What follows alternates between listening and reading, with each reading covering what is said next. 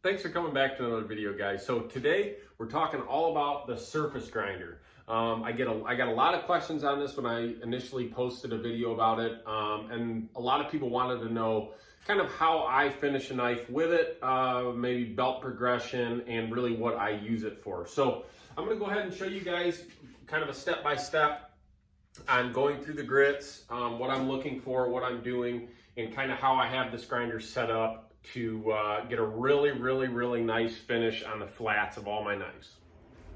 Okay guys, so the number one reason why I have a surface grinder is because when you get a knife fresh out of heat treat, you can see this is what it looks like, okay? It's all nasty, and if you guys know, for years, all I did was take these on the flat plate and push them on there, and it'd get really hot, you'd burn your fingers, you'd slip, you'd hit your knuckle on the grinder, and it just got really old. So that's what this tool is for me, is a really good way to get the knife super flat and really clean before I add my bevels to it. So the flat of my knife is ready to rock and roll, whether I'm going to hand sanding or going into acid etch and stone wash. So the other thing, like for example, with this knife right here, this is a low layer Damascus knife I'm working on.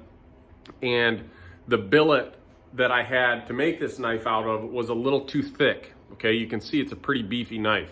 Now, to get this thing thinned down to how I want it, you would have to, if you didn't have this tool, you'd have to do what I said. You'd have to go to the flat platen and hold it up against there, and it wouldn't be even, and you'd burn your fingers. So kind of, that's at least what I use this tool for the most, is thinning down billets, especially like when you get a billet. This is a San Mai steel billet. You can see it's nasty. You don't want to work with it like that.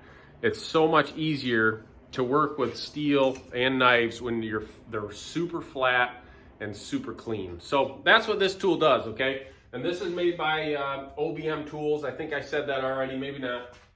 And you can see here, it's just got a big magnet plate like that. And the knife sticks to the magnet, rides on these bearings back and forth against this wheel that has your abrasive on it, and it gets things cleaned up really good. So I'm gonna quit talking, bring the camera over here and kind of show you how it works. All right, so I'm gonna go ahead and get this set up and kind of show you guys what I'm doing.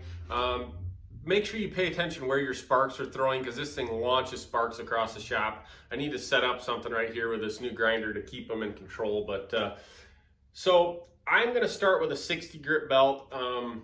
You can do it more aggressive if you want to. I just, a 60 grit, it works good for me. Now, the first step, especially with this knife, is I need to thin it down a little bit, and I'm not super specific on how thick I'm gonna make it. I just know I need it a little thinner than what it is. So I'm gonna start working it down.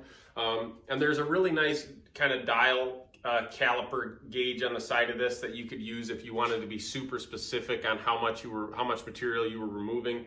I'm not that specific about it, but that's a nice feature. And you can see kind of this is probably a good angle. You can see I'm just barely ticking that wheel as I go by. That's a good starting point for how far you want your blade pushed in.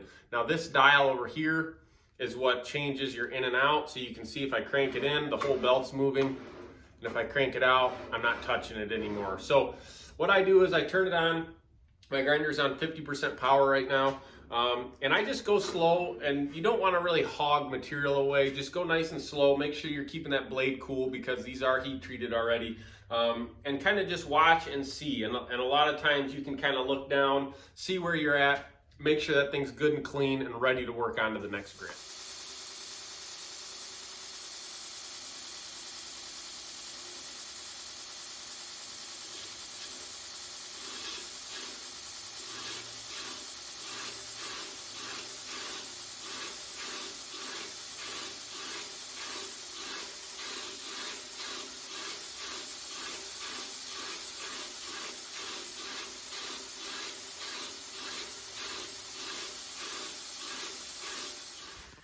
Okay, so as you can see, I just did a few passes there. Let me pop this off. You can kind of see what the blade's looking like. Again, this is a 60 grit finish, and you can see it's already cleaned up really good just with those few passes. I've got all that kind of scale off there, and it's ready to start thinning down a little bit more. and getting it really cleaned up. The other thing, if you guys noticed, while I was doing that, I was messing with the tracking on the grinder. I was bringing the belt up and down as I was doing it. And the reason for that, you don't have to do that, is this belt I'm using has a spot in it where I use it on the small wheel attachment. And you can tell, like, when I'm going back and forth, it's leaving a little line in the blade. So by raising the belt up and down, I'm kind of evening that all out. And I should probably just use a new belt, but that's what's working. So I'm gonna continue to kind of thin this blade out a little bit, like I said.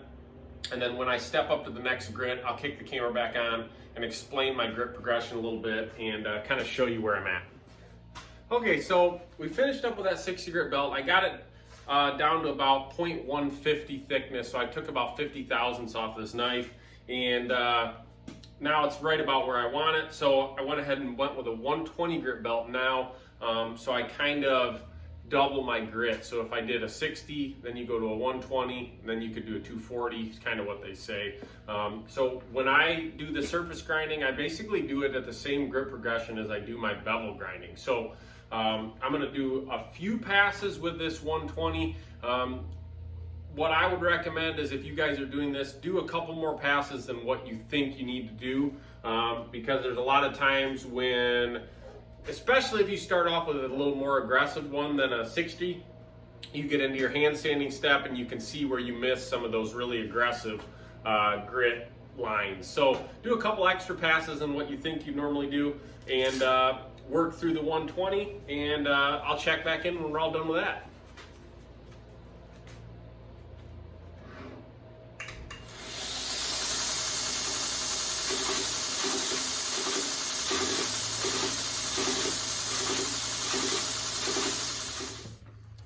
Okay guys, let me just show you a quick little tip. Now, you guys see I'm wearing these like kind of work gloves, and they're kind of leather. They're really good for kydex. I use these for kydex. And I don't recommend using gloves really with working with any type of machinery like this. It can be dangerous, but whenever you pull the blades off of these, they're hot. I mean, you know, like I said, you want to keep them cool below that temper number, but they're still hot to grab. So I wear these, and a lot of times what I'll do is I'll pull this out and kind of wipe off. Let me show you all the little metal fragments. And I don't know why, I just don't really want to do it with my bare hand. You'll end up with a bunch of slivers probably. But, you know, I don't really preach safety on this channel very often, but make sure that your belt is always off anytime you're messing with anything on this. I've seen some absolute horror stories of people that get their fingers caught between this and the belt, and it is bad news. So quick little safety tip, you know, I wear gloves, probably not the smartest thing, but just be careful when you're using this thing. So that being said, I'm doing a batch of knives. You can probably see them over here, and I'm just kind of showing this one as a good general thing. So there you can see the finish. This is at 120 grit. Then this side you can see it's finished to 120 as well, but it's got a little rust on it from me cooling it down and putting it on the other side. So we'll clean that up obviously as we go. And the next step, I think, I don't think I have any 220s right now, but we're gonna go to a 180 grit belt. And then I've got kind of a secret belt towards the end of this that you're not gonna wanna miss.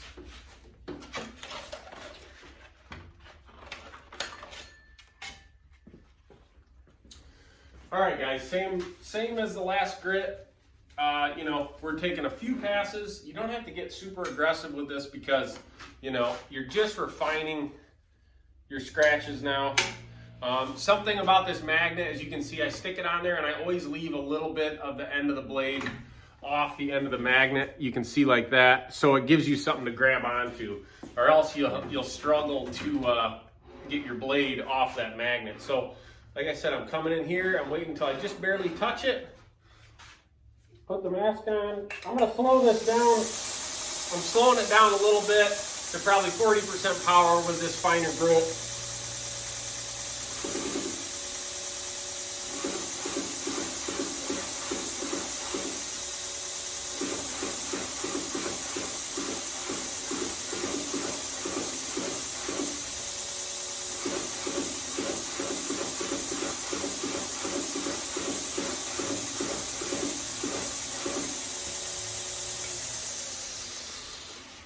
And that's about it for that side. You can see it's fast.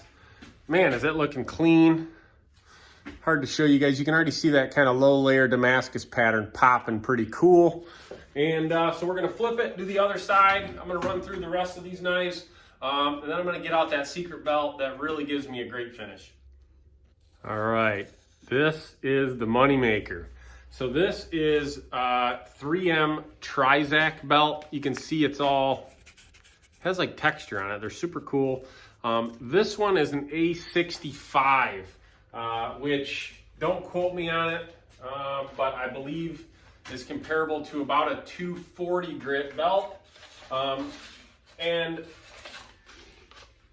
I'm just really, really impressed with the finish that you can get by using these belts. Now, this one is kind of worn out.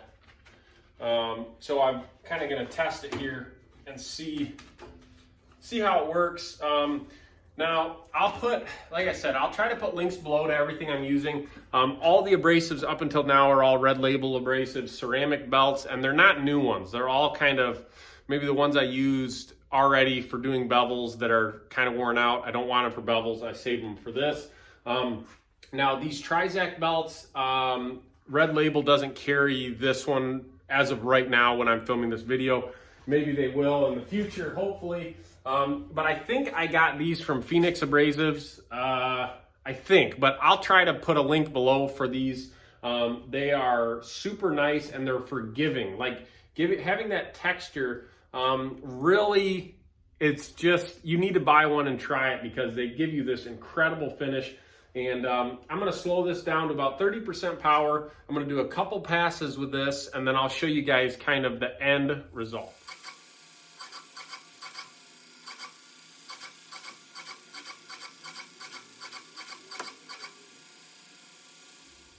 Well, there you have it, guys. Just a couple passes on that A65, and you can see we've got this just incredible finish on the flats of that knife.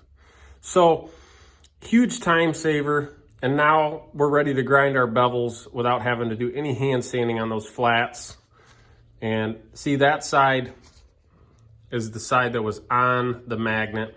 And let me show you real quick. I'm gonna just wipe it off of my pants. And it's good to go. So very, very impressive. This whole setup is just a huge time saver. My new grinder's totally dusty, dirty, but that's the way it should be. Well, guys, so that I think shows you the questions that I've been getting, my grit progression, and just really fantastic results with this setup here. I am going to be doing some more videos kind of explaining this grinder a little bit too, probably why I got it and stuff like that. The other thing about this is you don't have to have a grinder that can go horizontal to be able to do this. So I'm going to pop this off real quick and show you guys. This goes up like that, locks in. Oh, let me adjust the camera so you can see what I'm doing. So if you have a grinder that just is vertical like this, you can still use these surface grinder attachments. Again, this one is made by OBM Tools, and I'll put a link below for it. But now when you're doing it this way, you have to constantly lift up on it like this, okay? So it would be an absolute, you'd have ripped shoulders after you did this for like a day. Your shoulders would just be like boulders. So that's why I do it in the horizontal position, because maybe I'm lazy and I like being able to kind of see what I'm doing a little bit better. So that being said, this is kind of how it slides on there and you're good to go. It works really good. And this way you can kind of look down the blade too as you're doing it. Maybe that's just me. So there is some perks of having it go horizontal, but you don't need it to. If you guys have any more questions about this, just drop them in the comments, shoot me a message, whatever you have. I have to finish up these other 4 knives on this before I start grinding bevels. But I think that gives you at least an idea on why you need one of these in your life. It's just a huge time saver. And what I'm realizing the further I get into knife making is the better your tools, the more specific tools you have, it not only saves you time, but the end result of your knife is better. Maybe just a little bit, but every little step just kind of turns into a better product, I guess would be a good way to put it. So that being said, I'm gonna strap another one of these knives on here and finish these up. And like always, guys, I really appreciate you watching. Make sure you subscribe to the channel if you learned anything today, and have a good one.